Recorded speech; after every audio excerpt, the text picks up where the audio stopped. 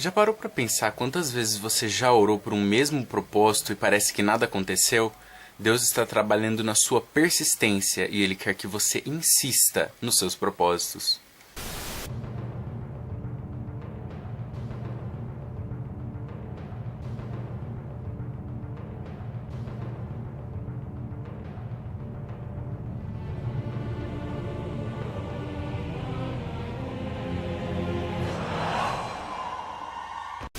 Paz do Senhor, pessoal. Espero que todos vocês estejam bem. Se não estiverem, persista em oração até a situação mudar. E se ela não mudar, Deus está usando a situação para mudar você. Humanamente falando, a insistência ela consegue ser uma coisa bem chata.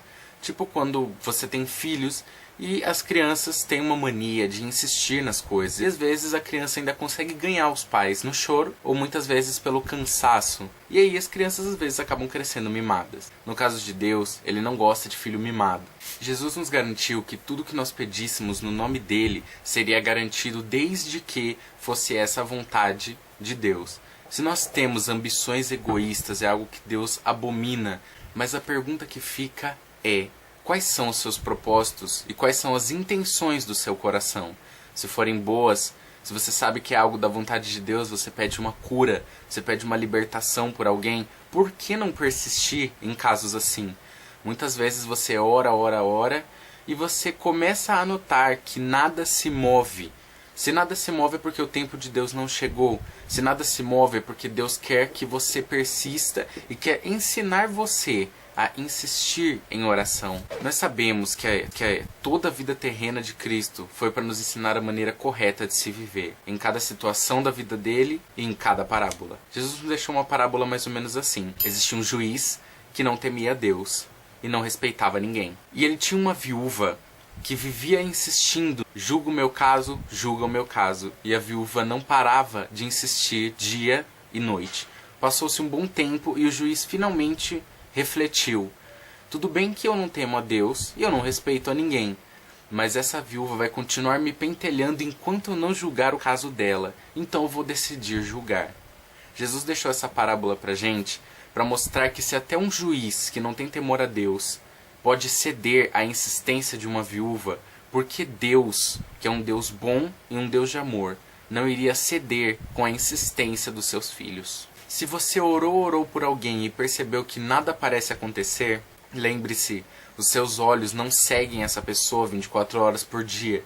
Tudo o que ela vive pode estar sendo um resultado da sua oração, e quando Deus trabalha, Ele trabalha gradativamente, um passo de cada vez. Talvez você não perceba o processo, mas a Bíblia fala que o fim das coisas é melhor do que o começo delas. Então aguarde um pouco mais e insista um pouco mais, porque não é o seu tempo que vai determinar os resultados, é a vontade de Deus. Na verdade, é até importante eu tocar nesse assunto da vontade de Deus, porque às vezes você insiste em oração, mas se Deus deixar claro para você de alguma forma que a vontade dele não é o que você está pedindo, você precisa respeitar, porque a vontade que vai prevalecer é a dele. Existem situações em que você vai interceder por alguém enfermo, talvez, você vai insistir, mas pode ser que ainda assim Deus venha a levar, a recolher essa pessoa. Todo tempo é necessário, toda situação é necessária. Então ela pode estar sofrendo e Deus pode estar trabalhando no coração dela, e você não vai poder interferir nesse processo, mesmo que você interceda. Você deve estar se perguntando: mas então como que eu vou saber se é por orar por alguém ou se eu vou perder tempo enquanto eu estou orando por alguém, sabendo que Deus vai fazer diferente do que eu estou pedindo? A oração nunca é uma perca de tempo. Interceda. Você não precisa saber dos planos de Deus e Deus não vai te revelar os planos para você e nem os planos para outra pessoa. Então interceda por ela, mas aceita a vontade de Deus como a soberana. E um lembrete importantíssimo: Deus nunca nos deu um limite para a oração e nunca nos deu uma forma correta de orar, desde que seja com reverência, é claro. Você não vai ficar falando palavrão quando você conversa com Deus, né? Mas ao mesmo tempo, você não precisa escolher as palavras certas para orar. Você pode orar em pensamento por alguém durante o dia.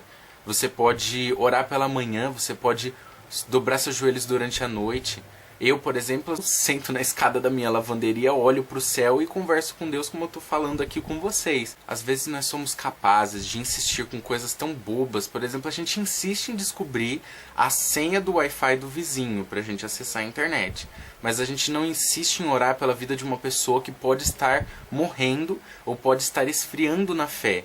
E ela pode se perder e a gente vai se sentir culpado uma hora ou outra, porque a gente não intercedeu. A gente estava perdendo tempo com a senha do Wi-Fi. Um ótimo exemplo de alguém que insistia em oração seria Daniel. Daniel era um homem que orava a Deus 3 vezes por dia naquela janela do palácio. Ele olhava para o céu, se ajoelhava e conversava com Deus 3 vezes por dia. Às vezes a gente não tira nem 5 minutos para isso, nas 24 horas do dia. Não crie o costume de orar quando você entrar dentro de um templo, dentro de uma igreja. Deus não está só ali dentro, não. Ali é um lugar para te edificar, onde as pessoas se reúnem e adoram o nome dele. Deus é onipotente, onipresente, onisciente. Ele está em todos os lugares e sabe de tudo. Dedique nem que seja um pouco do seu tempo em oração. Deus nunca vai impossibilitar você de orar. Ele te deu essa liberdade de falar com Ele, onde quer que você esteja. Então, se o seu coração deseja ver alguém curado, alguém liberto de um vício, deseja ver alguém mudar de atitude, ser mais amoroso, mais paciente, quer ver realmente a mudança, insista. Porque se você realmente ama alguém, não existe lei contra o amor. É a maior virtude cristã. Agora, se você insiste, eu quero um carro, eu quero uma casa, eu quero ter mais dinheiro, Deus sabe exatamente o que Ele te dá e Ele sabe exatamente o que Ele tira de você. Você pode até insistir nisso, mas cuidado para que isso não frustre você, porque se você estiver só pensando em bens materiais e em enriquecer, sua ambição egoísta pode te levar para o buraco e você não vai sair de onde você está. Quer saber melhor a vontade de Deus? Conheça a palavra. Mais uma vez eu recomendo, leia a Bíblia, para que você conheça o que realmente agrada a Deus e o que desagrada a Ele. Assim, toda vez que você for dobrar seus joelhos para orar, você vai insistir em algo que você sabe que é útil para a obra, que é bom. Como, por exemplo, você orar para que uma alma seja ganha para Deus. Isso sim é essencial. É como diz o tema do vídeo. Acaso Deus não fará justiça aos que clamam a Ele dia e noite? Olha, Ele faz sim, mas só se tiver união entre a sua fé e a sua persistência. E o fim de tudo isso é, as mãos de Deus não estão encolhidas para não poder salvar e os ouvidos dele não estão agravados para que não possa ouvir. Então insista em oração porque Deus te escuta 24 horas por dia.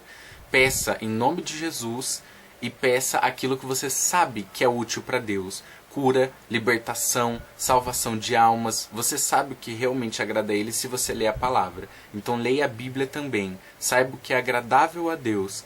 E lembre-se que Deus, Ele vai trabalhar se você insistir. Não importa se você vê os resultados.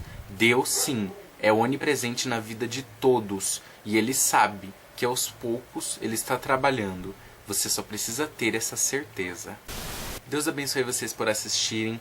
Não esquece de insistir sim em oração, desde que não seja um motivo egoísta, mas lembre-se que por melhor que sejam as suas intenções, pode não acontecer o que você deseja, mas não se frustre por isso, porque no fim da sua oração, Jesus nos ensinou a dizer, todavia não seja feita a nossa vontade, mas a sua. Coloque Deus e a vontade dele como prioridade. E lembre-se, não sejam somente ouvintes da palavra, mas vivam a palavra.